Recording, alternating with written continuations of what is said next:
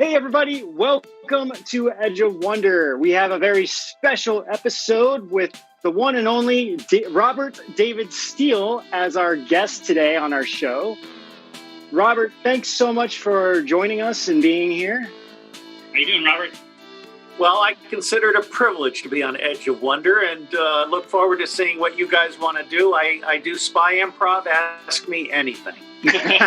Awesome. Great. Do you want to read the bio a little bit? Sure. Yeah. So Robert David Steele is a former Marine Corps infantry officer, CIA spy, and second-ranking civilian in Marine Corps intelligence, responsible for creating the Marine Corps intelligence activity. Robert is the CEO of Earth Intelligence Network and is the chief counsel for the Judicial Commission of Inquiry into Human Trafficking and Child Sex Abuse, which is some amazing credentials there, Robert. We've seen some of your work. Well, what do you want to ask? Or do you want me to say something?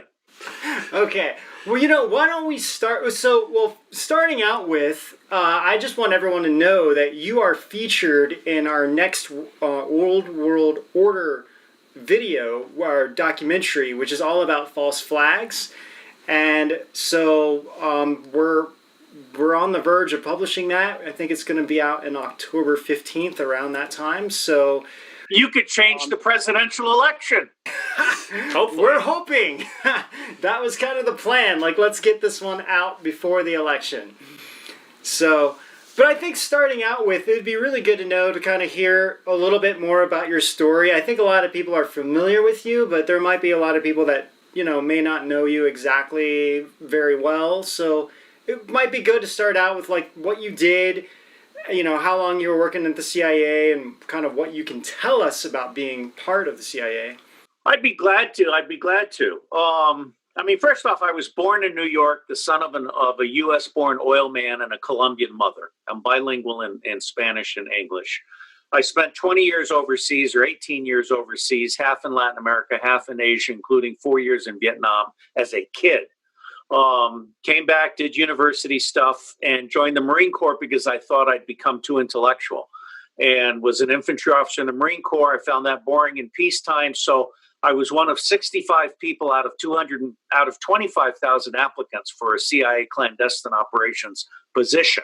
It's very competitive, and however critical I might be of CIA, I still recommend that people join CIA if they get a chance. There's no better way of understanding the beast than serving in the belly of the beast. I left CIA when the Marine Corps invited me to come create the Marine Corps Intelligence Center. At the same time, I pissed off the clandestine service by refusing a job on covert action staff, which is, I signed up to steal the truth from my country, not to tell lies for my country or assassinate people or torture people or do all the other silly shit that covert action staff does. I've reviewed several books recently. I'm starting to realize that CIA has been conducting illegal activities within the United States of America since at least the 1960s, if not before, to include creating a completely degenerate music industry with mind control and sex and drugs and rock and roll and the whole bit. What really changed my life was being the second-ranking civilian in Marine Corps intelligence and being responsible for providing decision support to the Commandant of the Marine Corps and all of our Marine Corps generals and every combatant commander, is I found out spies don't know shit. They basically are obsessed on a few things like the Soviet Union and China and Korea and laughably Cuba, and they don't know anything about Burundi or Haiti or Somalia. So I created the open source intelligence discipline and scared the living out of CIA. They were very, very frightened by the idea that an open source agency might put them out of business. So We've had a fight for the last 40 years. And if President Trump wins re-election and if Mike Flynn comes back into government, then I'm hoping there will be an open source agency. And the beauty of open source intelligence is you can share it with the public. You can share it with Congress, the press, and foreign allies, which means you can make evidence-based decisions in the public interest and no secrets. I testified to the Secrecy Commission run by Senator Daniel Patrick Moynihan, and the point that I made is that secrecy in Washington is not about protecting secrets. It's about protecting the right to lie to Congress. Right. So when you say, well, we have the CIA, which is a civilian intelligence agency, right? Right, but it's civilian intelligence as opposed to the NSA, which is military intelligence. Is that correct to say that? Yeah, and the National Security Agency actually does not have a legislative charter. The president could close it tomorrow, and that's what Obama was going to do with the Ed Snowden op. Ed Snowden was a CIA operation against NSA because Obama and Brennan and Clapper were terrified that NSA was capturing all of their treasonous conversations with Comey and others. And so Ed Snowden was literally a CIA operation intended to give Obama an opportunity to go to Congress and say, we need to close down these nasty. But that didn't work out the way they were planning. And in fact, Admiral Rogers, as head of the NSA, may end up being one of the greatest Americans in modern history because he went to Trump and told him exactly what was happening. And that was the beginning of the Trump revolution. I see. So, yeah, on one of your recent videos on your YouTube page, you were talking about how you believe that Trump is going to pardon Edward Snowden. And this is like a really big discussion because I think... Because we all think Edward Snowden is a shill? Right. Yeah. Well, yeah, because, because what happened, it looked like the NSA, even though they were spying on everybody, really were focusing on more of like the cabal aspect of kind of what you were talking about, right? So in some ways, on the surface, it looked like what Edward did was reveal what the NSA was doing and allow the kind of the cabal to... everyone's focusing on the NSA, so it's like, oh, look at what they're doing, it's something bad, But so it's hard to say. But what is your opinion about Trump pardoning Snowden? I paid for a cartoon by Ben Garrison. That's what I was going to bring up. Yeah, it's a great cartoon. You guys could even throw it up. But in that cartoon, Bill Binney is growling about how we're spying on all these Americans. Binney's a great American. And then in the second half of the cartoon below it, Trump is smiling at Binney and says, yeah, but we also got all the dirt on the plutocrats. Okay. And that's the heart of the matter. Binney and I have been saying for months that we've got it all, but NSA only processes 1% of it. Look, Snowden was a security guard with a high school education at NSA. He was then by CIA as a so-called technical expert in Geneva. Then he was sheep-dipped again into Booz Allen, which is the alternative CIA, where Mike McConnell, Keith Hall, and Joan Dempsey, among other infamous names, work. And then he was put into Hawaii, where somebody handed him, allegedly, 1.8 million documents. I think it was closer to 100,000. And then he was set up with Greenwald and these other guys in Hong Kong. And then he flees to Russia, and mysteriously the State Department, which is not completely stupid, cancels his passport, so he's forced to stay in Russia. This is a WrestleMania drama. Yeah, it really is. Yeah. Okay. It really is. Now, bottom line here is the deal that I'm told that Snowden has with the president. Not only is he giving up all of the money that he earned, but he is going to testify against Obama and Brennan and whoever at Booz Allen was his handler. Now, Assange has a similar deal on the table, where Assange will testify that Seth Rich handed a flash drive to Admiral Craig Murray, who handed it to Assange, no Russians involved. Now, I want to bring up one third name, John Kiriakou. John Kiriakou is a CIA officer, a very fine CIA officer, who was framed by the FBI exactly the same way Mike Flynn was framed. And so many others have been framed by the FBI over time. So I've called for the pardon of Kiriakou as well as Snowden and Assange. Kiriakou allows the president to denounce the FBI and the CIA for framing loyal, patriotic Americans. Then I've also asked for the president to pardon the Black Panthers in prison and the Native American leaders like Pelletier. That creates a holistic healing scenario going into the election. I see. The story you're telling about Snowden is not very known, that he's actually playing ball for the good guys. So how is it? how did you come by this information? Who's playing ball for the good guys? Well, you're saying Snowden could testify against Snowden. Look, I've met Snowden's parents. Okay, I mean they have top secret clearances. They're part of the system. Snowden is a pawn in a CIA war against NSA that failed. Gotcha. Because of Admiral Rogers, Trump understands who Snowden is and what he can offer.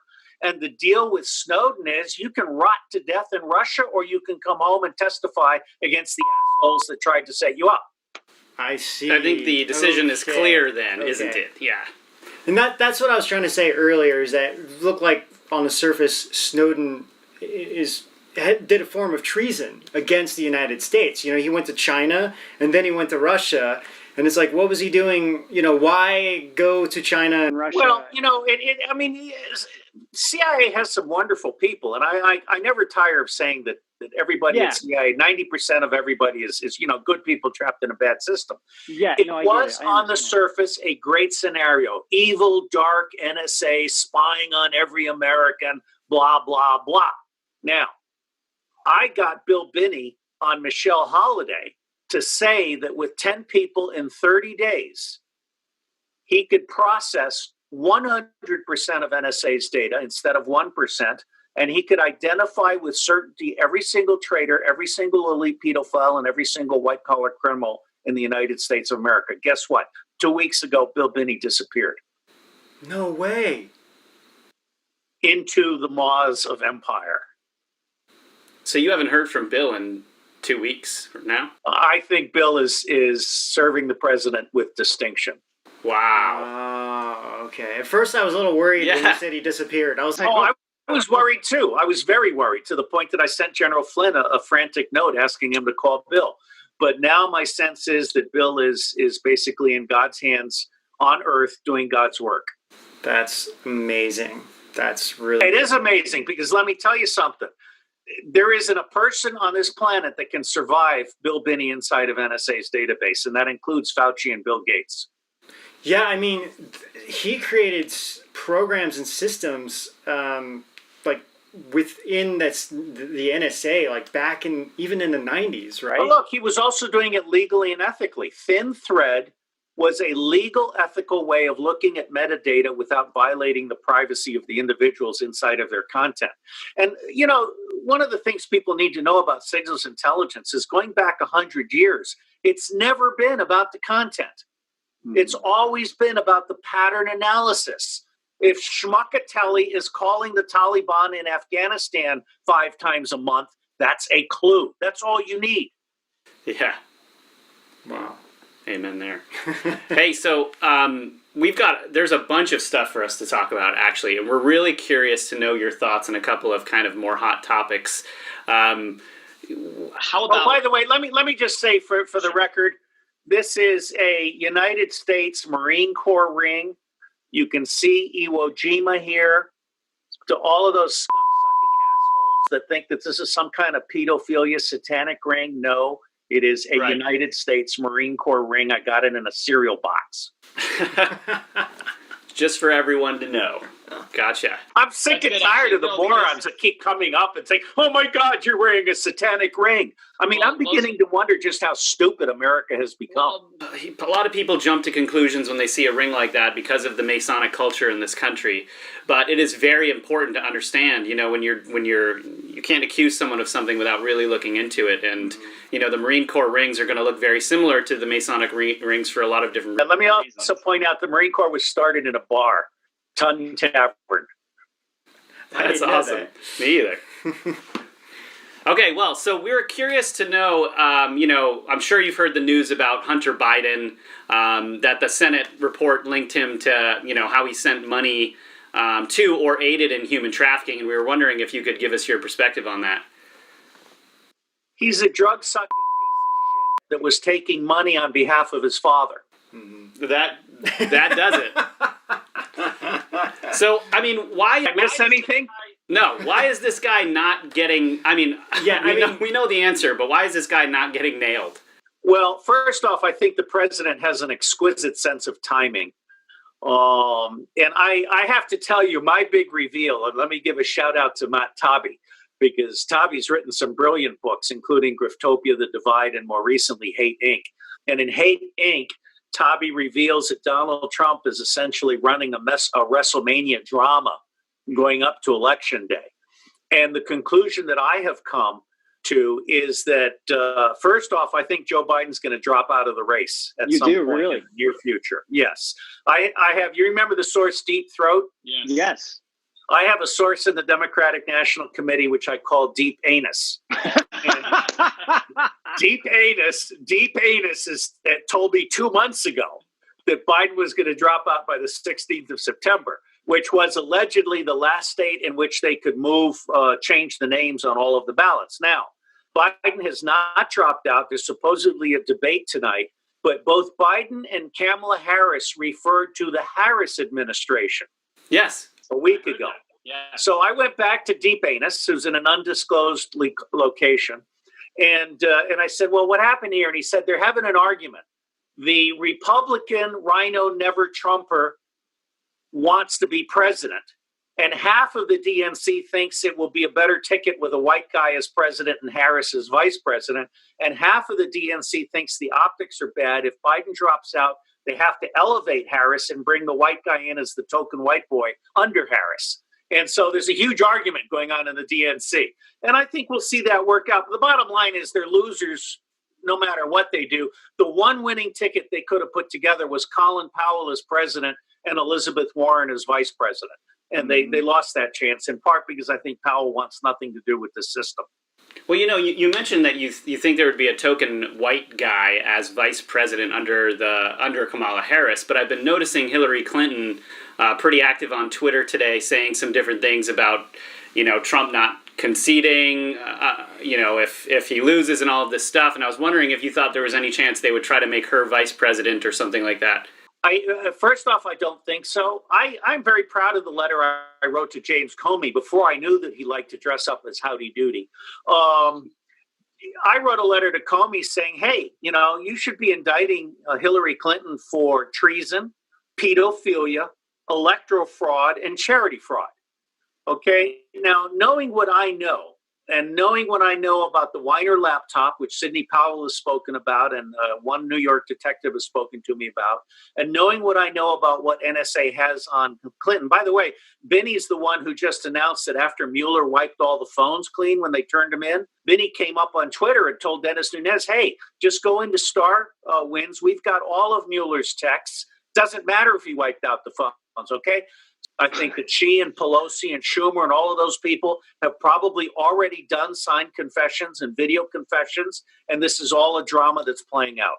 There is no way they can beat the combination of Trump and NSA data.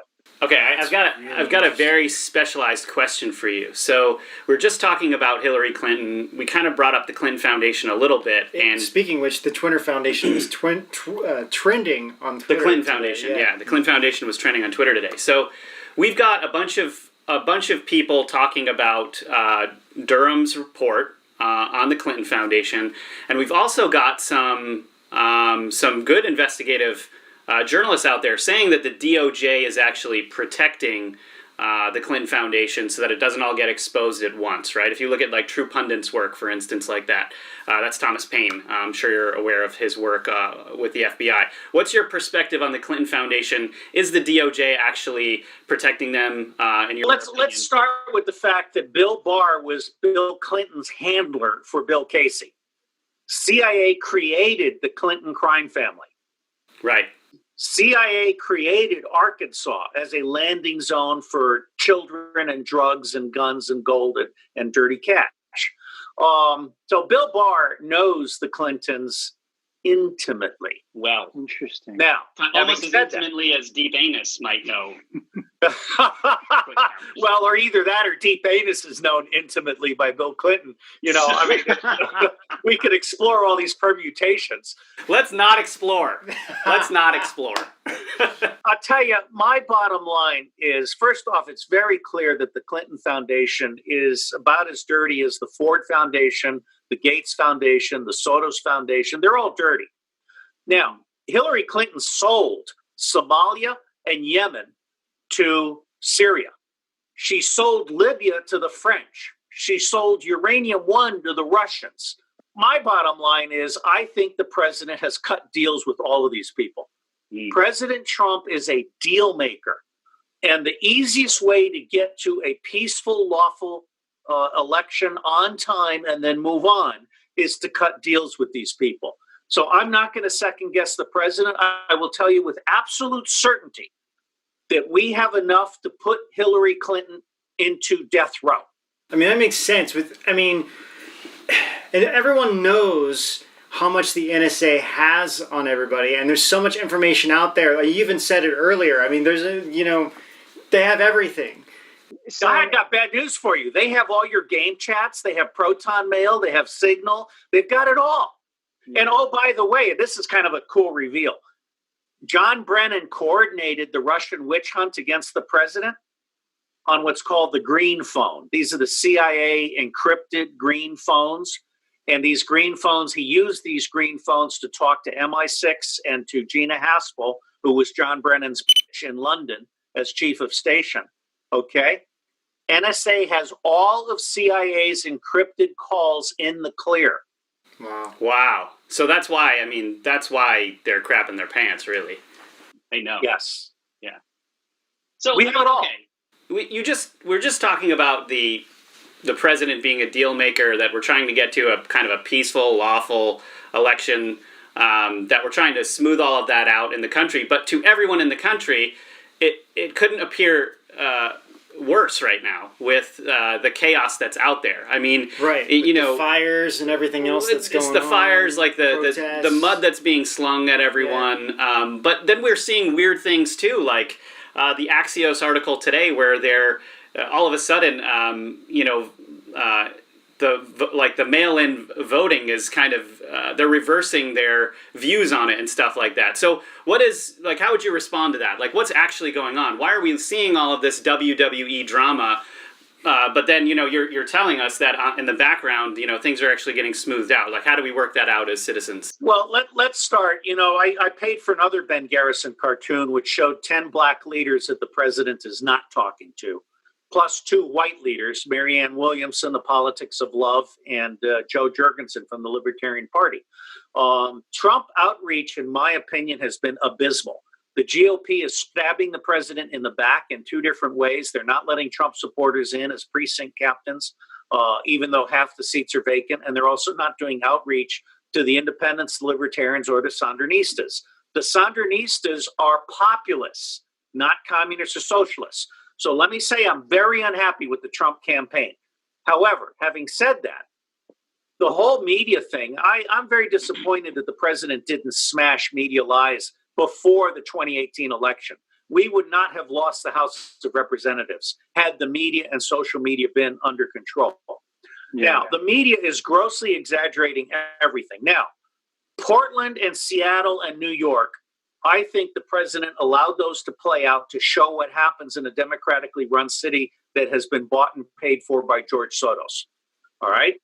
Now, the president also did a pilot project in Portland. Let me make another point first. All the black leaders, all the authentic black leaders in America have absolutely rejected these protests, which are basically run by paramilitary provocateurs with kits for putting cars on fire. You notice there's always at least one car on fire for the media picture. You've got the illegal aliens from Somalia and Haiti who are paid to participate. And then you've got the dumbass white kids that were social promoted through school and don't know shit from Shinola. However, Trump ran a pilot project in Portland. He did not send in the troops. He sent in undercover officers in unmarked cars who videotaped people committing felonies and then selectively took them off the street when they weren't looking. This scared the shit out of these protesters. The rules of engagement have changed. We're now in a state of war. This is domestic terrorism. This is no longer about due process where George Soros can pay for all the lawyers, just like Bloomberg probably just committed a major felony by paying the fines of all of the felons, as a quid pro quo for their voting Democratic. Okay, so we're now at a point where everybody who is a domestic terrorist can be considered an enemy of the state. And that means you can treat them as an enemy combatant under the military tribunal rules, which Lindsey Graham was so careful to articulate when Justice Kavanaugh was being interviewed. The rules have changed. Hey, so before we get into mail-in voting, I have a very specific question because we're on this topic. I've been following, some of what you're saying and how the military is behind some of these protests, you could say, right? And we've also been seeing strange things in the news by people like General Mattis, who looks like he's behind forming a coup against the President of the United States.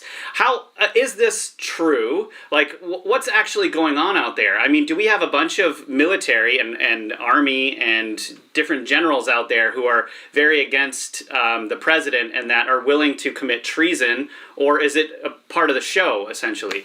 It's a good question. I think one way of understanding General Mattis is to go back to the videotapes of Kay Griggs, the wife of Colonel Griggs, talking about how General Al Gray was essentially running a sodomy circle at the highest levels of Marine Corps flag officers. I don't think Mattis is all there. And I think he's got some deep, deep personal issues. I think the Lincoln Project is seditionist and full of lies. It's defamatory. I think all of the rhinos that have gone over to support Biden, they've basically signed their death warrants politically. I think all of these people are going to be flushed out of the system. Now, having said that, I also believe very strongly we need to flush the two-party tyranny out of the system. Yeah. I don't think there's a military coup against Trump. I think that the military and law enforcement are by and large in favor of the president. And, when people thank me, I earned this Marine Corps flag. When people thank me for my service, I said the best way to thank me for my service is to not send any more people to wars based on lies, because that's what we've been doing. And President Trump gets that. I think he also gets something I've been saying for a while now, that we don't need 1,000 military bases overseas to protect the United States of America.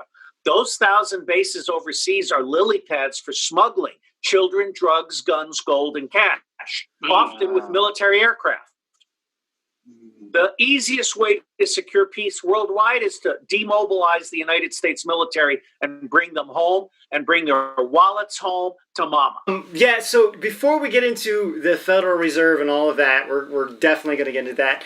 But kind of continuing on with the voter fraud, it was kind of interesting because something Rob said, now all of a sudden, they're all for mail-in voting. The Democratic Party. Now all of a sudden they are changing their mind, and I know you've talked a lot, I should say, about the whole voting fraud aspect, and Bill Binney has done a lot of work as well, and I know he's even talked about the electronic voting and how it works. Basically, we've solved the fraud problem in both places. We have. Yeah. Do you want to go into it? Sure. And again, people need to understand I'm an aggregator of information from others. I'm not very smart myself. And so I talk to smart people like Bill Binney. So let's start with mail fraud. The minute mail enters the federal system, it is subject to all of the rules against mail fraud, which means that you are authorized to detect fraudulent mail.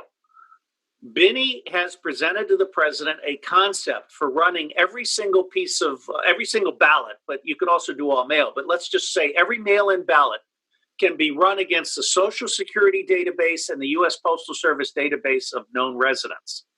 That will very quickly identify most of the fraudulent ballots. The FBI has been opening our mail for decades. There's no reason why there couldn't be a presidential task force with U.S. Marshals that open every mail-in ballot that survives the fraud process, photographs the ballot, counts the tallies, and presents it to each state saying, here are your ballots, and oh, by the way, we've already counted them for you. Okay? So there's some creative things you can do here. Now, going to the electronic voting machines, which were built for fraud. Okay, there are many books on fractional voting fraud. These machines were designed by Diebold to allow the winner to be specified before the first vote was cast. And one of their tricks is to have a lot of different candidates, so you get, many people splitting up the vote, and then mysteriously one person wins by a whisker. Okay, and that's one of the reasons why. I would love it if you guys could somehow popularize. Cynthia McKinney and I wrote this, and it's the handbook for 12 election reforms, including paper ballots counted on site and instant runoff, okay, wow, which eliminates that problem. But what Bill Binney has come up with, together with Kirk Wybe and pretty good knowledge others, is you put a little Y transmitter on every single electronic voting machine, and it sends every vote to a second machine that is controlled by the federal government. Now, the federal government can only mandate that for the federal positions. It cannot mandate that for state and local positions. But if you combine that little Y device together with exit polls, you have completely broken the ability to fake wins at the state and local levels. Wow, that's really interesting. So, by the way, I don't know if it's true or not, but I'm told Trump allegedly has a quantum voting system that's based on cell phones and blah, blah, blah. I don't know. I don't think voting fraud is going to be an issue in November, and this is part of the drama. Well, we saw that happen in 2016, right? The cabal pretty much thought they won the election. We're like, oh, we've rigged the elections. We have all the media on our side. Like they literally thought there was no chance that Hillary was going to lose at all. Things that happen there, and I don't completely understand it, but one of my best-selling Kindles is called The Accidental President. And even Trump's own people were telling him at noon that day he had a 20% chance of winning. A whole bunch of things happened, including the heartland being seriously pissed off. Yeah. But people also did not understand that a lot of the people in Minnesota and several other places were really angry at the Clintons. These were refugees from Kosovo and Serbia. And just a whole bunch of different things happened. I can't say that the system was rigged to suddenly give it to Trump. I don't think that happened. I think he literally won by divine providence or an accident or whatever. Hillary Clinton supposedly was drunk out of her mind and throwing ashtrays at people on election night. She just could not believe it. So I'm a happy camper. And now the question is, can we do another 4 years? Yeah, and we'll kind of get into that too, actually, because I'm kind of want to see your opinion about that. But going on with the ballot aspect, so New York Post just had an article that they found ballots for Trump inside a garbage can. There was a whole bunch of them in Pennsylvania. You got a picture of Bernie Sanders sneaking away. Look, the whole essence of false flag is not what it appears to be. True. Right. So, if I were some dumb schmuck on the Democratic National Committee, I would say, "Oh yeah, we gotta make it look like Trump is doing ballot." Okay, I'll tell you something, and I thought about this today as I was thinking about your show. The Trump people are going to show up in person. Big time. Yep, 100%. Absolutely. 100%. And there's a lot of them. Yeah, a lot more of them. You want to live in fear for the rest of your life and wear a mask and have a butt head for a president? Vote for Biden. Yeah, that's so true. And I think there's so many people that I've talked to that said, oh, they voted for Hillary, and now 100% they're now voting for Trump. So the tide is shifted, and it is for sure. You guys, the question is there a relationship between Biden, the butthead president, and deep anus? No, there is not. There is not. Deep anus is not a relative of Joe Biden. Although he has many anuses in his family. Look, I personally think Joe Biden really needs to drop out, and we should have the drama of Harris. And you guys haven't asked me. I was told Deep Anus said that John Kasich is not a candidate, and neither is Mark Cuban. I think it's going to be Bob Corker from Tennessee, world-class white from Tennessee, a never Trumper rhino. That, as best I can tell, is the only real choice they've got. That's the person who's going to run Vice for. Well, they're arguing. The white guy's insisting on being on top, and Kamala Harris is saying, "I've got the I'm going to be on top." And I no one hope in the this is a Democratic Party family is going to show. argue her on that. So before we get into the Federal Reserve, I want to ask this question now. What do you think will happen, because this kind of leads, I think, into the Federal Reserve too, but what do you think will happen when Trump wins for the next 4 years? I'm saying win. And also, what do you think is going to happen if Biden happens to win for the next 4 years? All right, let me take it one at a time. First off, for reasons that are probably based on presidential decision-making about timing, I think October is going to be a boom, boom, boom month. I would anticipate a student debt jubilee, particularly since colleges are not providing education for anybody. I would anticipate some kind of small business and elderly health debt jubilee.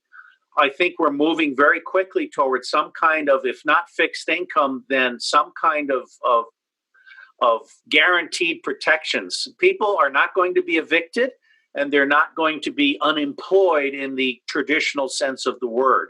Trump is keeping this country together on his back. Now, I'm told that beginning Friday, we may be hearing announcements about the quantum financial system. I don't know. I mean, I've heard about this for a long time. I'm very skeptical about the whole Zimbabwe dinar, dong, global currency resets thing. But Trump has the possibilities for announcing this, Sarah.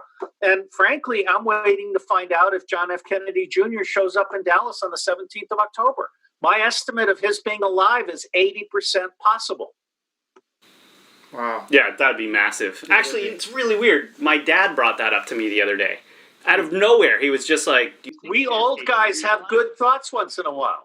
Yeah.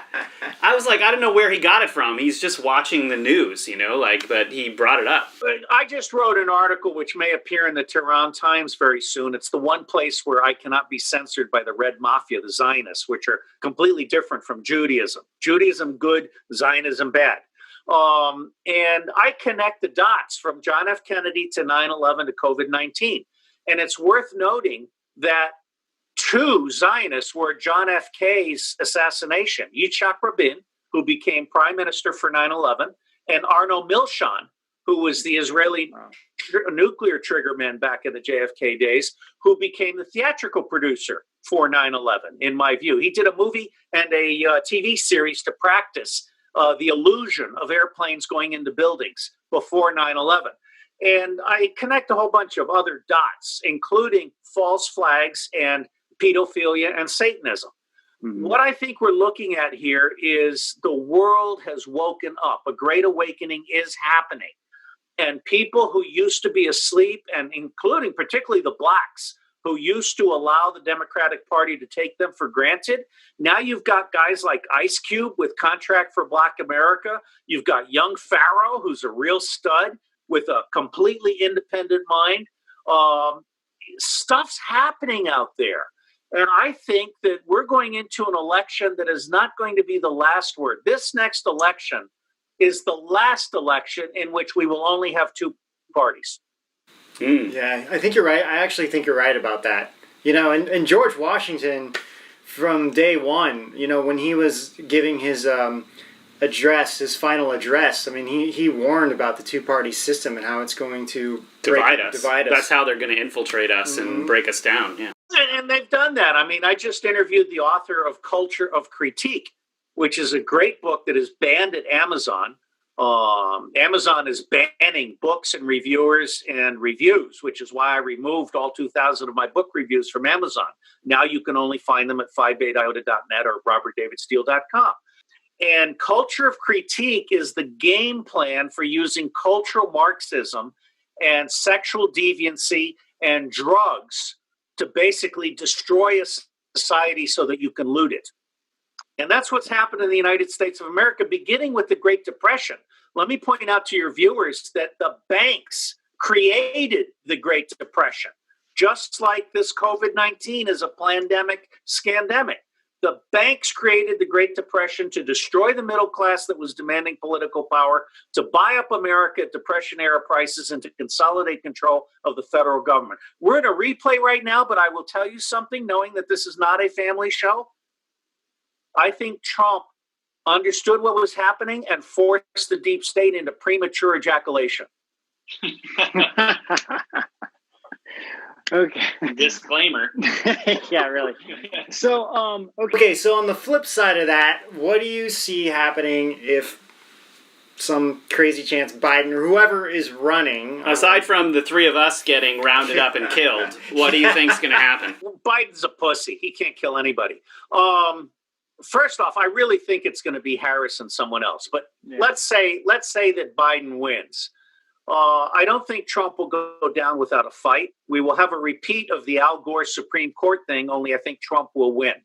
I was going to say, the only way they're going to win is by cheating anyway, and everyone's going to know that they cheated. I think Trump has done a really good job of alerting everybody and sensitizing everybody to cheating. Plus, if Bill Binney has his day in support of the due process, then the cheating is being wiped out as I speak. Yeah. Okay. And I think all of these people, all Trump has to do to destroy someone like Hillary Clinton or Nancy Pelosi is declassify 10 NSA intercepts of her most salacious conversations with her bankers. Okay.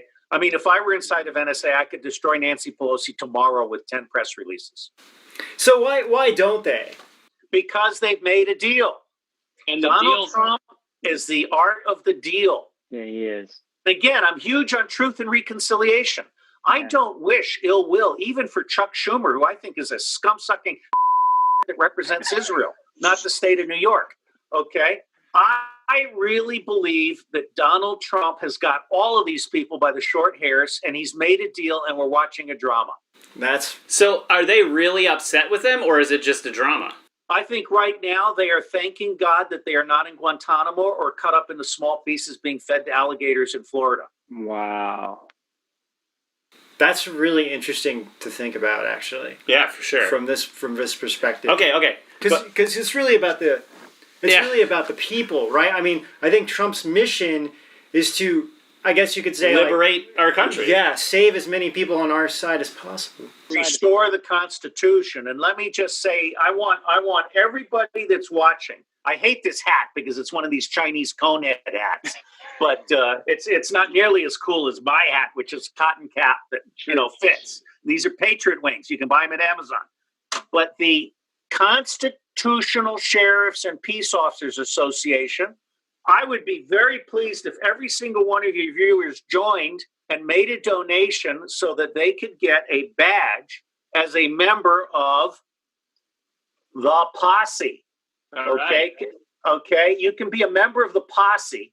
Sheriffs can deputize you.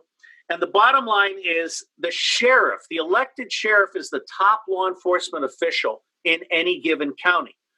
5% of the sheriffs, including the sheriff in Fairfax County, Virginia, have allowed themselves to be marginalized as merely jail keepers. The sheriff is the only person who has the authority to tell the federal and state government and law enforcement from the federal and state levels to okay? They can stop no-knock raids. They can stop confiscation of houses for unpaid IRS bills.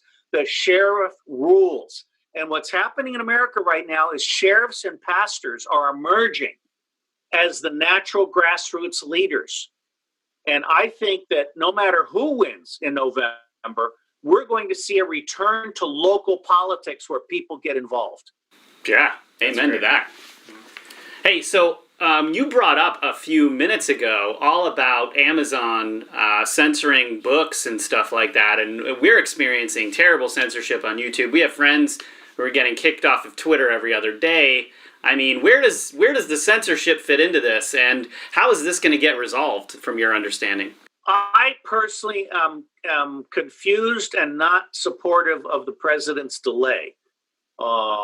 All of these people who are doing the censoring, and I'll just name them, Amazon, Facebook, Google, Meetup, which is controlled by the Anti-Defamation League. The Anti-Defamation League is co-sponsoring 1,087 #resist meetups for whom fees have either been waived or paid by the Anti-Defamation League. The Anti-Defamation League is not Donald Trump's friend. They are supporting subversion across America. Okay? And then you have Twitter and YouTube. And the Anti-Defamation League is the trusted censor in all of these. And now we're starting to see WordPress with Jetpack and Microsoft start to withdraw services from people who are pro-Trumpers. Okay? Wow. And that's tortuous interference. It's also in direct violation of the Communications Decency Act, which provided indemnity for content provided they did not censor. The minute they censor, they go from being a platform to a publisher. Now, the Department of Justice just submitted legislation to hit these people hard, but I have no faith in legislation. I would much rather see the CEO of YouTube in Guantanamo given one phone call. And the message to her is, you're staying in Guantanamo until you call and turn off censorship by YouTube. Amen to that.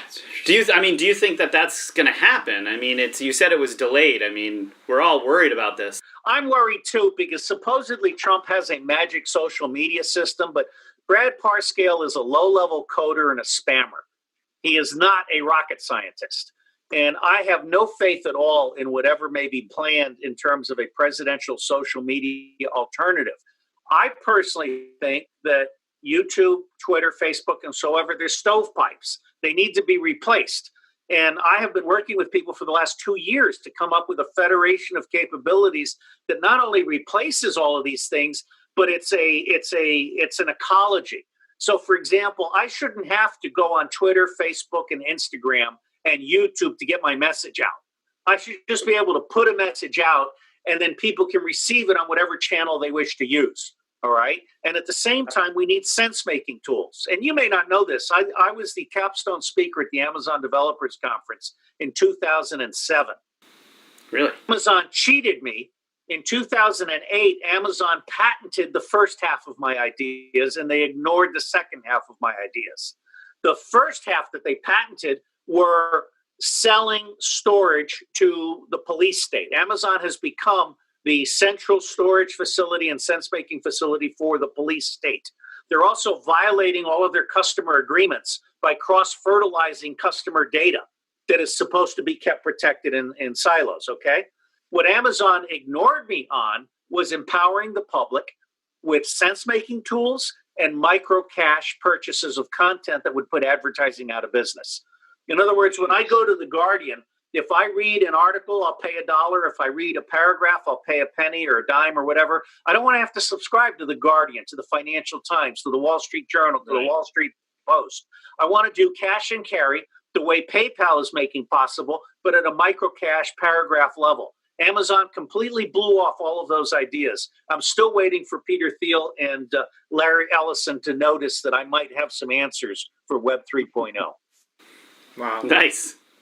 All right, so I kind of want to start talking about the Federal Reserve and the money aspect. In your last video, you actually mentioned that Trump could confiscate $100 trillion. So could you expand on that? Yes. Ben Garrison, who does those character drawings, he actually was talking about this on his website as well. Well, So I paid for about 10 cartoons by Ben. And when I say I paid, let me say I was hired by Wes Christian, the most famous lawyer in America, for what's called naked short selling. And I've been working with Susan Trimbauer and a whole bunch of other people. And people can go to my stopnakedshortselling.org website. The tiny URL that's more memorable is 100, the number 100-trillion. This website has interviews, cartoons, documents, whatever, that document $100 trillion stolen by Wall Street from Main Street in the last 10 years with naked short selling. Now, recently, we've had some articles about how Wall Street has also laundered $2 trillion in illicit wealth from child trafficking and drugs. Wall Street has laundered $100 trillion in the last 10 years. Now, what's really cool about this is that all of those mansions with waterfront access in Connecticut, the private islands near Jeffrey Epstein, the super yachts, the private airplanes, the collections of gold bars, the Picasso collections, the condos in Paris and London and Chicago and San Francisco, all of that has been acquired with illicit wealth. which means we don't have to go to trial. We can do civil and criminal forfeiture, confiscation. Now, I don't think the president's going to actually do that. I think what the president's going to do, together with all the NSA data, by the way, NSA has every banking transaction in the world in the last 10 years, including all the offshore banks. Okay? Jeez. So all President Trump has to do is go to the partners of Goldman Sachs, for example. Warren Buffett took his money out of Goldman Sachs because he knows what's coming. Okay? So Trump goes to the partners of Goldman Sachs, Merrill Lynch, JP Morgan, Credit Suisse, Deutsche Bank, and UBS, and Citadel, and a few others, and says, listen, you either give the Treasury $50 trillion right now voluntarily, or I am going to cut off your balls and burn down your house. Part of the deal, right? What's not to like? Donald Trump like is in a very strong position. Yeah, clearly. So if they acquired all this money or assets and everything else, what would happen? Would they, like, where would this go? Well, that is the best question you've asked me so far. In comparison to 50, I think he should take 100 trillion. And by the way, this is just Wall Street. If you run this over to City of London and Frankfurt and Singapore and a couple of other stock exchanges, you're talking about $500 to $750 trillion in theft and illicit wealth. Okay? I mean, that's unfathomable. Like that number. Well, it's unfathomable only if you understand that the system's been out of control. And I was interviewing Professor Blakey, who wrote the RICO Act. He agrees with me. The Senate Banking Committee, the Department of Justice, the Stock Exchange Commission, the Depository Trust and Clearing Corporation, and the U.S. Attorney for the Southern District of New York are all RICO organizations. They are all partners in this crime. All right? And I think at least all of the Senate Banking Committee members in the Senate are being bribed. And I think at least two of them are being blackmailed with pedophilia blackmails, courtesy of Jeffrey Epstein, Ghislaine Maxwell, and the Mossad, okay, yep, with CIA and FBI complicity. So we have an extraordinary situation here. So taking, let's say 50, the low number, guess what? The national debt is no more than $3 trillion. It's a rounding error. We pay off the national debt. We do a debt jubilee across the country, and then we create something that was designed by Del Spurlock, the Deputy Secretary of Labor under Ronald Reagan. It's called the DoD Labor Joint National Training Plan.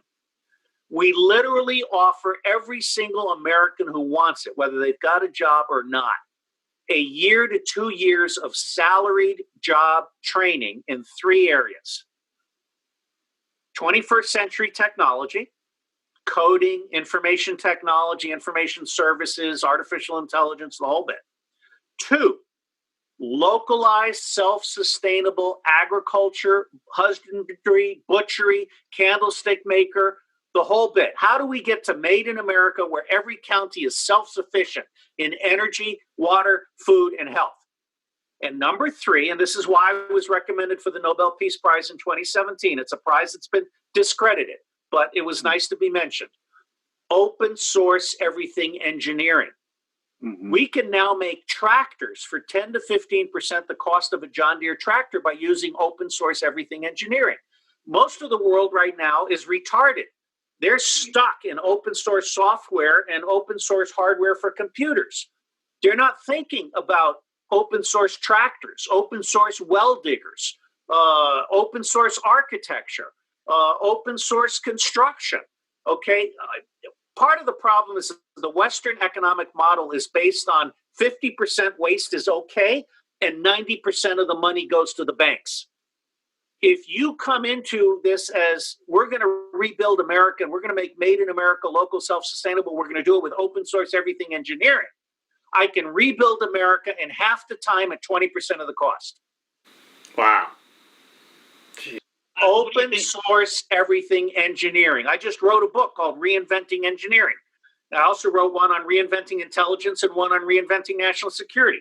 I sent all 3 to Pottinger at the White House. I never got the courtesy of a response. And in fact, to give Pottinger his due, because he co-wrote Fixing Intel with Mike Flynn, he may never have gotten my stuff. The Zionists have people, the deep state has people in the mailroom and in the FedEx receiving facility who are literally screening the mail and throwing stuff from people like me out. Yeah.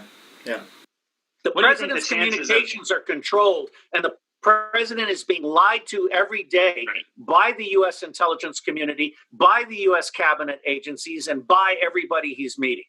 So what do you think the chances of that happening are? You know, the three, what did you call them? I would say at this point, 30%. But if Mike Flynn comes back into government and pushes for an open source agency, which Mike Flynn very much understands, I'd love to see him as the restored director of Central Intelligence. If Mike Flynn pushes for an open source agency, 60%. If President Trump makes me the first director of the open source agency, 100%. Within 4 years, Trump as the greatest president ever, and I will manipulate public opinion so that we put JFK and Trump on Mount Rushmore. That'd be awesome. Kind of two questions real quick. One is, okay, there's a lot of people out there, you're talking about the whole Zionist aspect, and there's a lot of people that still believe that Trump is a Zionist. And I just want to hear what you would say to those people. First off, Trump was raised as a Presbyterian in the Norman Vincent Peale power of positive thinking world. Second, you can't be a businessman in New York without getting along with the Jews and the mob. Third, I have been told by someone close to Trump that he's actually very aware of the difference between the Red Mafia, which Roy Cohn was intimately familiar with, and Trump learned everything he knows about them from Roy Cohn. He's very aware of the difference between Judaism and Zionism and the Red Mafia. And I've reviewed a book on the Red Mafia. Part of the problem is that after Israel was created by bribery and at the point of a gun, Russian criminals escaped Russia by claiming to be Jews. And they moved down to Israel, and they basically turned Israel into the equivalent of North Korea. It's a criminal state, okay, that does apartheid and genocide. And I think Trump understands that you cannot achieve peace in the Middle East without restoring Palestine. And Henry Kissinger has said Palestine will be restored, or he said Israel will be gone by 2022. Now, let me tell you something you may not know. There is a Jewish autonomous oblast in Russia bordering on the Chinese border above North Korea. The Chinese have spent over $4 billion creating a Jewish autonomous zone adjacent to the Russian Jewish autonomous oblast. And there are plans for land taken from North Korea to create the port of New Haifa. Now, the Chinese have been moving into that area because they have the Silk Road concept. I am quite persuaded that the day is going to come when Russia, China, and the Americans and the U.S. say to the Israeli government, you're gone. I mean, there might still be a two-state solution in which Tel Aviv and the land toward the sea and north to Jordan, it becomes Israel, and then everything else becomes Palestine. But the days of Israel controlling Palestine, I believe, will end within 2 years. And attractive options. This is not about violence. Right. And let me also say, I think Trump has a secret deal with the supreme leader of Iran. I was part of a very small group that worked very hard to get Trump to meet privately with Rouhani when they were together at the UN. And Rouhani speaks fluent English. The supreme leader since then has been very careful to say he bears no ill will toward Jews in Palestine. He has been very careful to say that his problem is the Zionist state of Israel. Now, Jews thrive in Iran. One of the biggest, most important synagogues in the Middle East is in Tehran. And it's in an immaculate condition. I'm friends with the former bishop of Jerusalem in the Middle East, Anglican bishop. And he tells me Jews are thriving in Iran. So what we're really talking about here is Russian criminals took over Israel. And then you've got 12 Zionist billionaires in the United States of America who are arguably traitors. Ryan Dawson has done a great job of mapping the Jeffrey Epstein crime network. There are 12 billionaires who made their money as millionaires smuggling nuclear and arms and money out of the United States and helping set up child trafficking rings to make money for Israel. All right? So there are 12 billionaires that when Trump is ready, they're toast. Interesting. So I don't think Trump is a Zionist. I think he sacrificed his daughter to Jared Kushner. And at some point in time, we will learn that Kushner has in fact been Trump's loyal aide and been used as a sounding piece for Jeff Bezos and Hillary Clinton and George Soros. Real quick, before we get to the fires, I wanted to still talk about the Federal Reserve. Like, what do you think is going to happen with the Federal Reserve? Do you think it's going to go back to the government, out of the power of the banks? And do you think we'll go back to the gold standard? Well, it's already back in the power of the government. I anticipate it pretty much is with Trump. I anticipate Judy Shelton being confirmed. I was just reading an excellent article in Veterans Today about Mitt Romney and his criminal past. And there's no question but that Romney is now a loyal supporter of Donald Trump because he knows what the alternative is. So I think really? Judy Shelton. Guantanamo. What? The alternative is Guantanamo. You know, the alternative is to join John McCain and get the same injection. Yeah. I think there's some really good stuff happening behind the scenes, and I think the rules of engagement have changed. We're now treating traitors as enemy combatants, and that's a completely different ballgame from putting them into the dysfunctional federal system. Now, it's already been, I think, decided that we're going to move to an asset-backed dollar. There's been a lot of motion, and I have no direct knowledge, but I talked to Ben Fulford and Sasha Stone and a few other people I can't name, and it looks like Chinese gold, Russian real estate, and apparently American gold.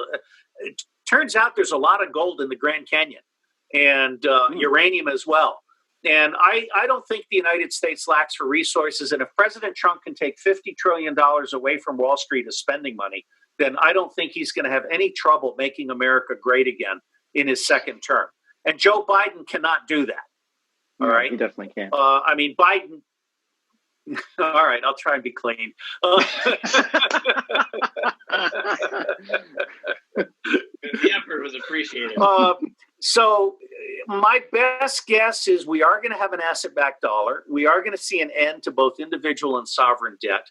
We're going to see a complete economic reset. And my understanding is that it's been delayed because the World Economic Forum vision of a one world government with a cashless society and digital ID, mandated vaccines, and so forth, that's been in competition with the white hat idea of a quantum financial system. And by the way, I just finished, I'm reviewing on Monday, I'm reviewing this book on dark money. Okay. This just scratches the surface. Because NSA has not done its job, because Obama and the Clintons and the Bushes did not want NSA to do its job, we have not eliminated the traitors, the elite pedophiles, and the white-collar criminals the way we could have had NSA processed 100% of its information and had there been a military task force empowered to take these people off the streets. When I'm told that when Nixon was president, he authorized a small task force to go and kill every making snuff movies in California, and they all died. Wow. Okay. We need to get back to something like that, given proper proof and, a process that does not go for 3 years in the federal courts, but more like goes for 2 weeks in a military tribunal where you bring in the NSA data and so forth. I think we are on the verge of a great cleansing. And I do believe that in 2012, we started 1,000 years of peace and prosperity. I think I'm not a spiritual person per se, but I think that the Tibetan monks and the prayers and the meditation and all of the stuff the disclosure people do, all of that consciousness is working. Quote of the interview right there. Yeah, what? But I got to get a shirt that says that. That was brilliant, Robert. That's I'm starring in a movie. There's a movie that's being made by Roger Richards that's going to be released. All right. In October, and I think it's going to be a very high-impact movie that will be helpful to the President of the United States and helpful to the people of the United States. So I want to ask you about direct energy weapons and the fires that are out there in the West Coast. So just recently, the Pentagon came out and confirmed what we already knew, that there are in fact... Oh, it wasn't the Pentagon, it was just the military. Well, the military, thank you. Mm-hmm. So they confirmed that there are direct energy weapons, and the direct energy weapons were being used by Russia and China, named specifically. We see that's what they said. Isn't it? Rogue They said China. U.S. Air Force elements under the control of the deep just state. U.S. Okay. So we were implying, though, that this is why Space Force probably had to form, because most likely Russia and China are have using these this. weapons. Please do. We have had a secret unauthorized Space Force for decades. Oh, yeah, definitely. And this Space Force is illegal because it hasn't been authorized by Congress. When Cynthia McKinney was grilling Donald Rumsfeld on the missing $2.3 trillion, Yeah. I didn't realize it then, but today I believe that Rumsfeld had not lost $2.3 trillion. He spent it on the Space Force. Yeah. Yeah. Okay? Now, I'm also told that in space matters, China, Russia, and the United States are bonded at the hip. They have a multinational Space Force, not national Space Forces. Yeah, we've heard that too. I've also been told that President Trump, President Putin, and Xi Jinping share a very special multinational intelligence network that is way above CIA and NSA and these others. And I have the impression that Trump does not tell Pompeo because Pompeo's a blustering fool. So bottom line on the fires. With matches, drones and light aircraft and helicopters dropping firebombs, which firemen use to create backfires, and finally directed energy weapons from U.S. Air Force rogue elements, not from China and not from Russia. Why are they doing that? Well, part of the problem is that I believe the U.S. military is heavily penetrated by Satanists and pedophiles and murderous pedophiles. And they're also heavily penetrated by the Zionists using evangelical Christian pastors who have been bribed and blackmailed. And one of the things you need to understand is that Trump is going light on the Zionists, not because of the Jewish vote. Elizabeth Warren demonstrated very clearly that she could say no to Zionist money and still keep the Jewish vote. And you've got a lot of Jews now that are very angry about Zionism. It makes them look bad. And you've got people like Marjorie Kahn writing articles that says progressive less Palestine doesn't cut it.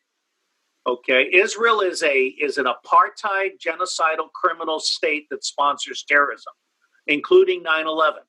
Israel did 9/11 with Dick Cheney as their protective agent, and your folks can get this.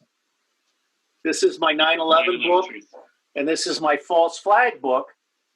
And they can get both of those free online at tinyurl.com/steal-false-flags. Okay, I've run a false flag operation for the CIA, and I'm probably the top published author, other than Kevin Barrett, on multiple false flags.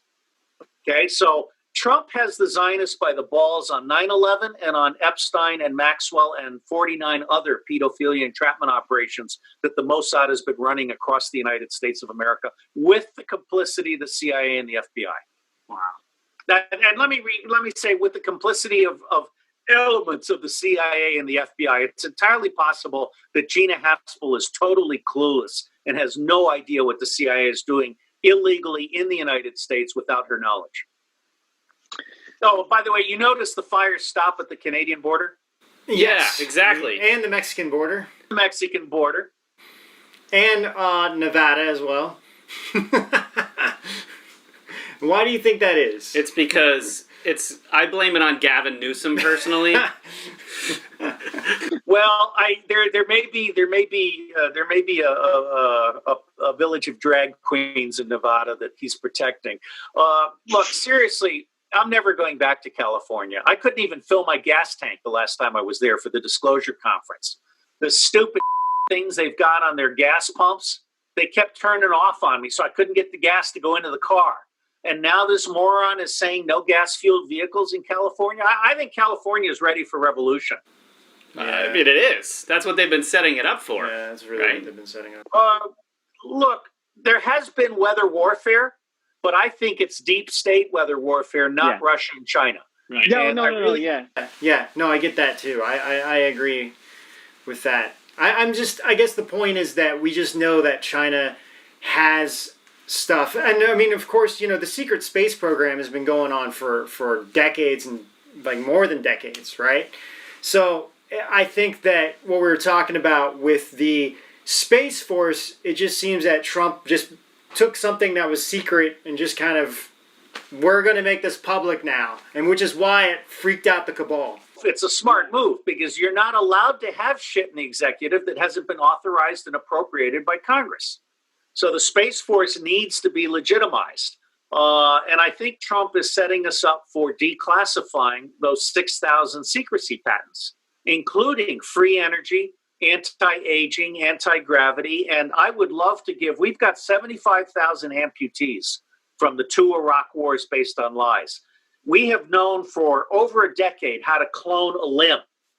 So all these guys walking around with claws or stumpies, I'd like to grow them new limbs. That should be Trump's gift to the veterans. He would be so loved if that happened. For real. By so many people. He really would be. There really is. But weather warfare, I think I'm looking at a food famine or major food shortages this winter and into the spring if we don't get our act together. I want to know your opinion on what happened with RBG. Darth Vader. Okay, all right. I can tell you, but you got to promise not to tell anyone else, okay? Okay. I promise. It'll just be on Edge of Wonder. Okay, so this is really like top secret ultra, okay? Yeah. RBG died ago, was replaced by a clone, and they forgot to change the batteries. She died how long ago? A year ago. I don't know. Look, I think she was in pain. I don't want to mock her passing, but the fact is she should have passed 2 years ago. RBG was holding on desperately. And I think she was in pain, and I think her time came, and I think God has his sense of timing, and I wish her well. It's time that Trump appointed someone to the court that actually believes in family values and not in pedophilia and bestiality and all these other things that the left likes. Yeah, because I mean, she really stood up for that, and we're getting some criticism about this, but when you really look at what she passed in the bill or the laws and everything else, they're all protecting the actual pedophiles. So many of them, actually, and the whole thing about abortion and everything else. It was pretty. The deep state, going back to the 1920s, but CIA was created by Wall Street, and that story is told in Talbot's book, The Devil's Chessboard. Wall Street was created the CIA was created by Wall Street to be its secret lily pad inside of the U.S. government to leverage U.S. government assets and to basically blackmail and control U.S. politicians and so forth. I never thought, but now I realize that Governor Jesse Ventura is absolutely right. CIA has been conducting illegal blackmail and bribery operations across the United States and basically controlling legislatures and governors and police chiefs and so forth. We need to clean all of that up. And I never thought I'd say this because when I was in the service, we put the dumbasses in counterintelligence. That wasn't where we put the first string. I now realize we made a mistake. Counterintelligence needs to be the first string because if you don't get counterintelligence right, you will never know if your intelligence is correct. I see. Let me give you an example because I was part of a team that got got a lot of praise for doing some operations in Latin America. And we thought we were just the cat's meow. Years later, we found out that all of those operations were compromised from day one. And the Soviets and the Cubans were merely letting us do them so they could see how we did. If you don't have the counterintelligence to know that that's happening, then you draw the wrong conclusions when you do something that you think is pure and it's actually already compromised. Counterintelligence really, really matters, and we're not good at it. Interesting. So do you think that Ruth, do you think like she died a while ago and they were kind of holding off to the right time to release? I honestly don't know. I really don't know. Certainly she's been in and out of the hospital for cancer, and I don't think we should dishonor her by being too too opinionated about it. The bottom line is she's dead. She's been certified dead. The president has a right to name a replacement, and we cannot have a hung jury in case there's an election case that goes to the Supreme Court. So the president has every right and every responsibility to get a new justice confirmed prior to election day. End of message. Amen. Okay, that's good. That's good. So let's talk about China a little bit. You've got a specialty in understanding China, we've noticed throughout the years, which you've done a lot of great work. Well, my father was a prisoner in China. Really? He was sailing a boat from Saigon to Hong Kong, and he was captured by North Vietnamese pirate militia, and they sank his boat, a trimaran, and I think they sold him to the Chinese. No way. First off, I did study the Chinese extensively in my first graduate degree, but my respect for China is rooted in part on the fact that they did not put my father into a prison. They put him into a guest house. And he wrote a book about it called Yachtsman in Red China. And in that book, he talks about how this first or second day of captivity, the guest house manager comes in and he says, "What do Americans drink with their meals?" And my dad says, "Oh, we drink a big bottle of beer with every meal." And so they gave him a big bottle of beer 3 times a day. And he lost 60 pounds over 6 months of captivity, but the beer kept him alive. So my heart goes out to the Chinese government for that one act of kindness with my father. Now, subsequently, what I've seen is China has a lot of problems and it's got a lot of strategic brilliance. And I will just give you 2 books that I draw on to understand China and understand the future. They're both by Parag Khanna. Connectography, which talks about how while the U.S. has been wasting its money on a military that cannot win wars, China has been investing in roads and high-speed railways and communication centers and putting in cellular phone in Africa.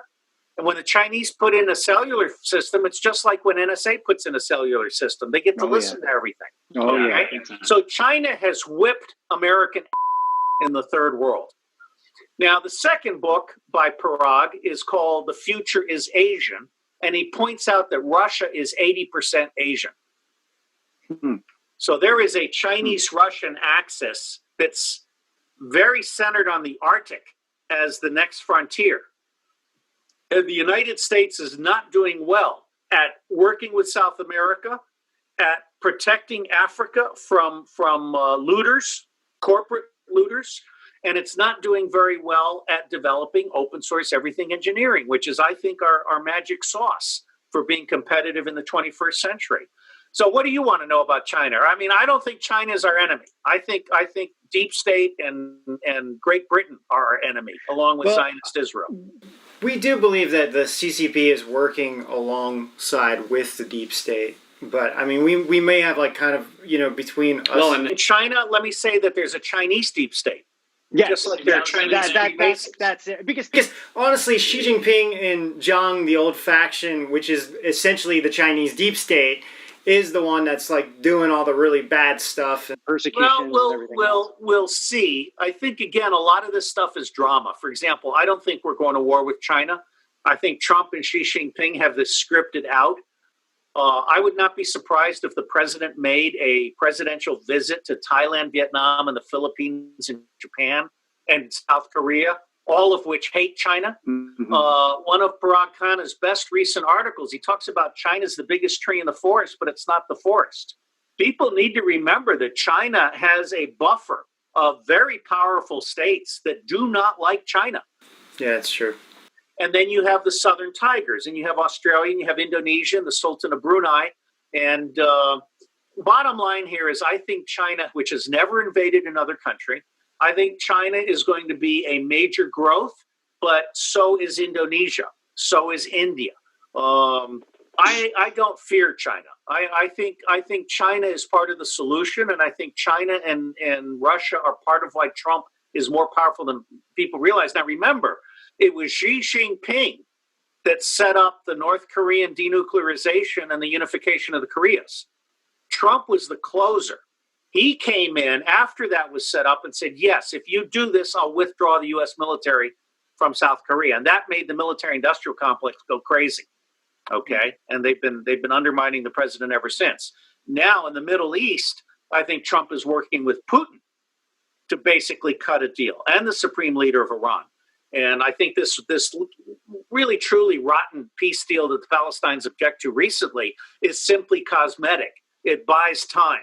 Once the president is reelected, I think you will be seeing a definitive take it or leave it deal for Israel that they cannot refuse. We're seeing our intelligence and our investigative reporter friends that we have are we've been seeing a lot of evidence that China is interfering with the elections here in the States. Have you seen any of this going on?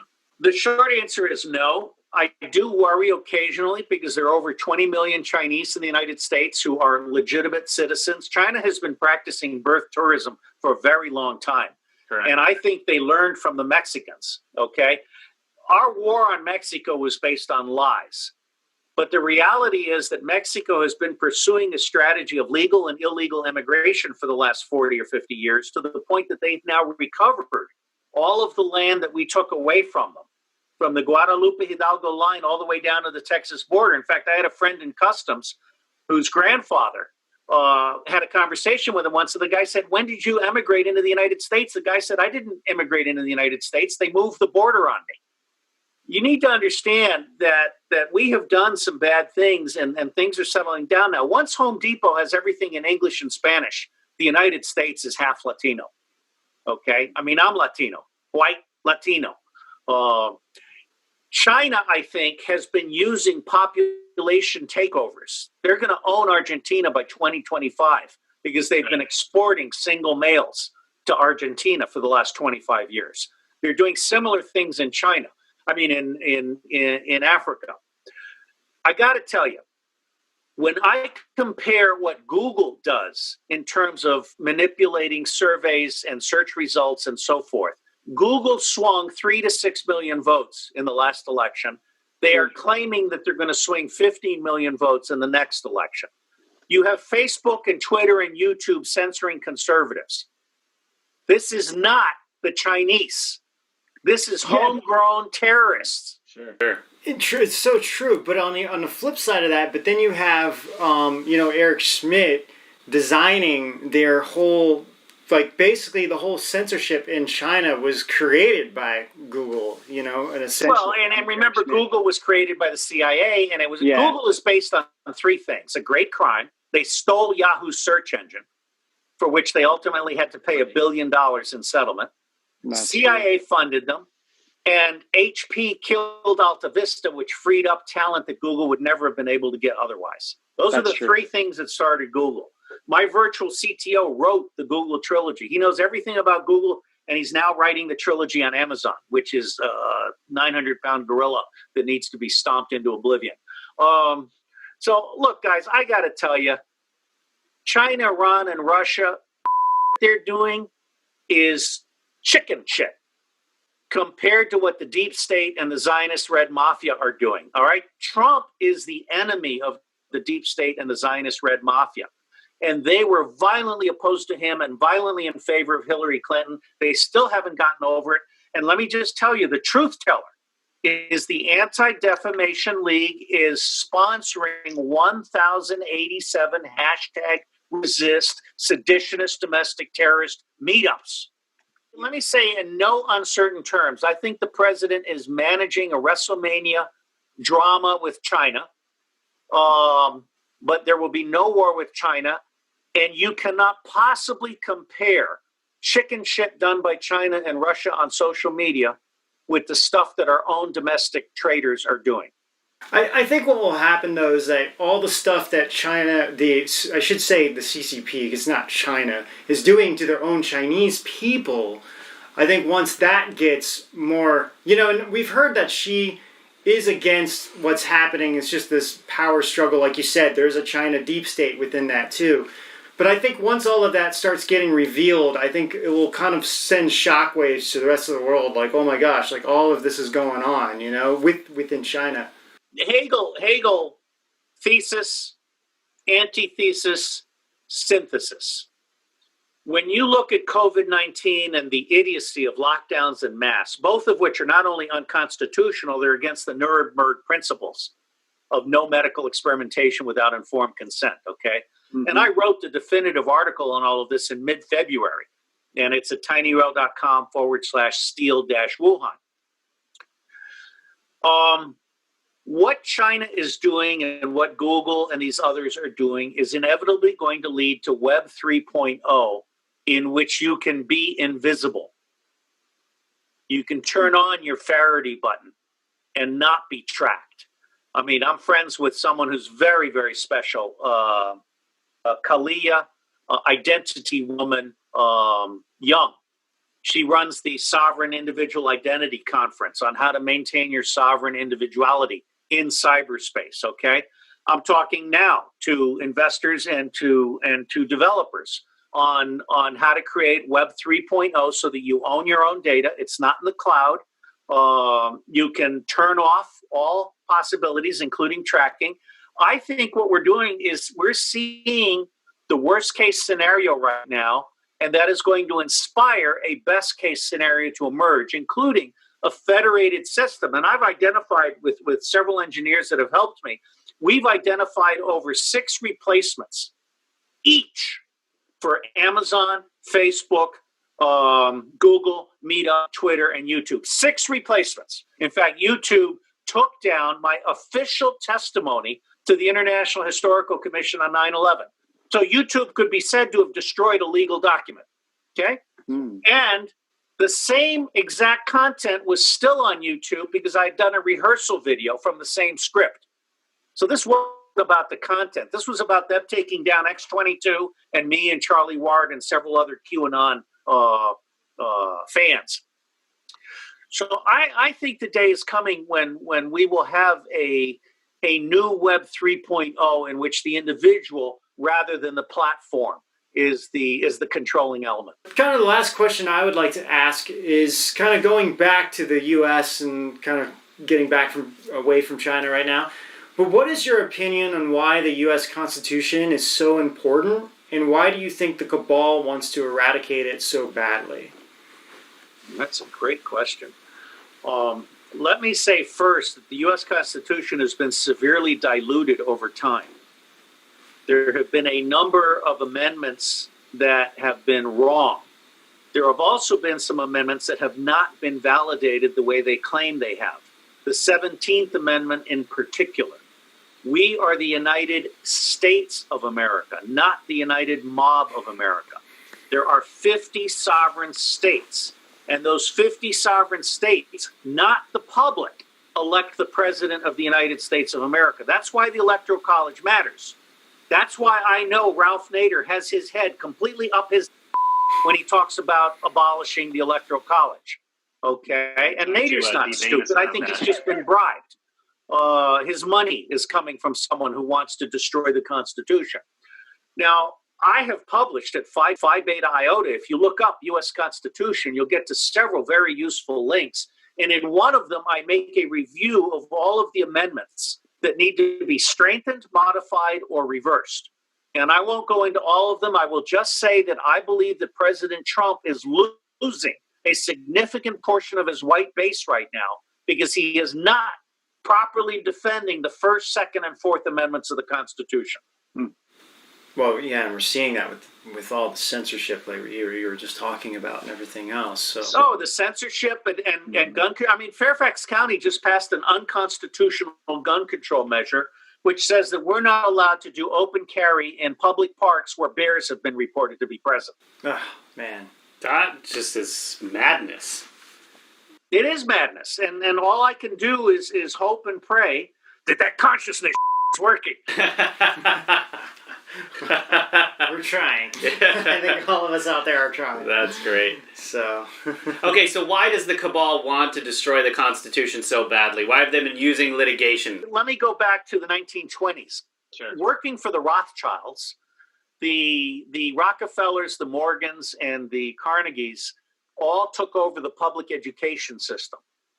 The public education system used to teach people how to read, write, and do arithmetic, the 3 R's. And how to think critically and be independent and make decisions on their own.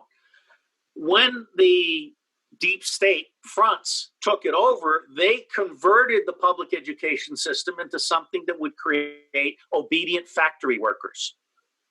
What the deep state wants is obedient factory workers. And frankly, they also want to depopulate. I mean, one of the reasons mind control slaves were invented in the first place was to do messages that NSA could not intercept. And I'm a huge fan of Kathy O'Brien's, and her book, Transformation of America, is certainly one that I recommend. And she talks about how Dick Cheney and others were using these programmed people. And I just reviewed a book on Laurel Canyon, which suggests that the Manson family was basically a CIA programmed assassination pilot project. Oh, they totally were. Yeah. Yeah. Yeah. We that's what, through our research, that's what you started looking into the Franklin cover-up, Charles Manson, all of that stuff. It's a big bag of cats. What I got to tell you is, it took me a long time to learn all of this stuff. And most of what I know comes from nonfiction books, not from having been a spy, not from having been the second-ranking civilian in Marine Corps intelligence. But what I really see here is the United States of America that is 20% of what it could be if the deep state and CIA and the FBI had not been us over for the last 50 years. Amen. Mm-hmm. Amen. And that's what everyone's so upset about right now, right? That's why everyone... Trump is tapping into that anger. Now, he needs to do a better job of defending the First, Second, and Fourth Amendment. He needs the debt jubilee. I actually think he might be considering canceling the income tax and replacing it with what Professor Edgar Feige and I have been recommending for a long time, the automated transaction tax, which is particularly cool because it's collected at the county level. The county then gives 2/3 to the state gives 1/3 to the federal government. And if you want to go to war, the public has to vote to raise the rate. And that means the federal government is never again able to say, you do this or we will take our money away. In other words, you return to bottom-up funding of the republic.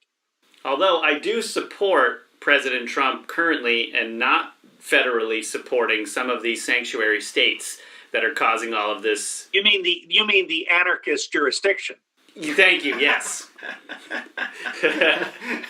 You notice the Portland mayor called in the police as soon as the rabble moved toward her house. Of course. Yeah, and then her excuse was like saying something like, "Well, I'm the mayor, so I was getting death threats or something like that." I got to tell you, most politicians that we're electing, have been selected by the deep state. They haven't read a book in 30 years. Newt Gingrich is the exception. They're frankly stupid. Nassim Nicholas Taleb calls them intelligent idiots. They're like functional alcoholics, only they're functional idiots. Okay? And I don't think that these people, whether from the Fairfax County chairman, board of supervisors to the Portland mayor, these people are being bribed or blackmailed to make decisions that are not in the public interest and that are not evidence-based. Exactly. And what I think we're seeing right now is President Trump is ripping the kimono off the deep state across the country. Yeah, I agree. Amen to that. Well, Robert, sorry. Thanks for, I think we should start wrapping it up here. This is like almost 2 hours. We don't want to take any more of your time. I'm happy with whatever you want, but thank you for the honor of being on your show. I think you guys are a gold standard, and I really, really like what you do. And if you ever do a conference, Sasha Stone and I can do a duet. I mean, Sasha Stone and I can do a duet together. We didn't plan that. When he ran out of time and I offered him half of my question time, that was really, really interesting. I've never been on a stage with a hippie before. That's funny. That's hilarious. You guys were really funny together, too. Yeah, you guys were really funny together. But yeah, if we do have a conference, you're going to be one of the first guys we call for sure. And we hope that you'll come on our show again to talk about this stuff. It's great to have your perspective on all of this. It's a wealth of information. And I mean, so timely with everything going on right now, too. Well, I want you guys to let me interview you so I can get all your secrets. Absolutely. We would be happy to unload, so to speak. Yeah, why don't you let everyone know where they can find you and and any of your books you're promoting right now. I've written, I think, over 60 books, most of them Kindles now. But bottom line is robertdavidsteele.com is where all of my work is free except for the open source Everything Manifesto. PhiBetaIota.net is my free blog where I curate a whole bunch of people, and it's kind of like a public intelligence report. And for $11 a month, which supports all the free stuff because I get by on Social Security, for $11 a month, thesteelreport.com is top secret stuff and pictures of Nancy Pelosi. Where do I sign up? That's awesome. Robert Steele. That's great. By the way, I'm going to make you a shirt that says consciousness shit. Works. What was it again? Consciousness shit works. Don't waste your money because I have 11 of these shirts in 5 colors.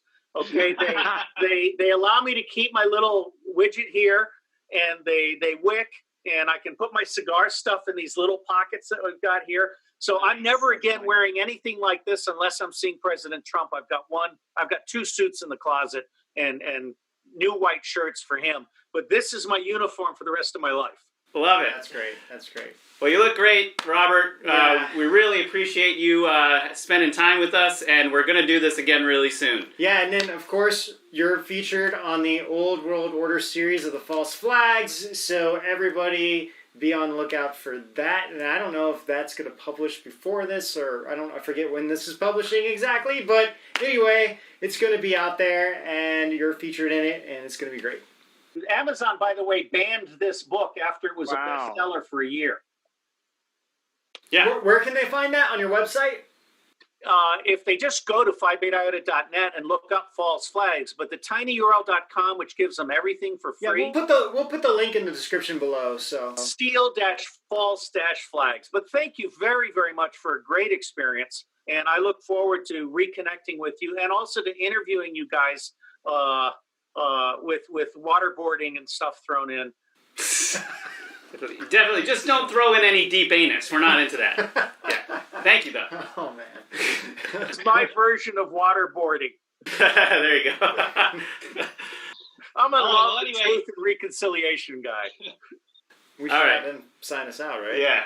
All right, Robert, why don't you bring us out? Say, this is Robert David Steele, and we'll see you out on the edge. This is Robert David Steele, and we will see you out on the edge. All right, see you guys. Thank you.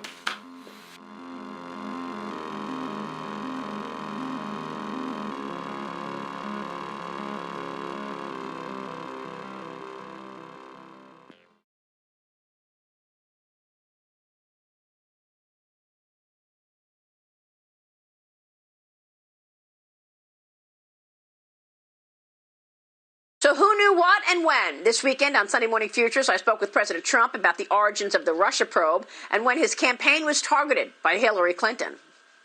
When do you believe the FBI started working hand in glove with the Clinton operation to take you down? Was it early 16, or do you think it started even in 2015? It started before I won, and it started when they started seeing that I could win, and it's a disgrace, and we caught them. We have them cold. And now they have to do something about it. But other documents are going to be released, Maria,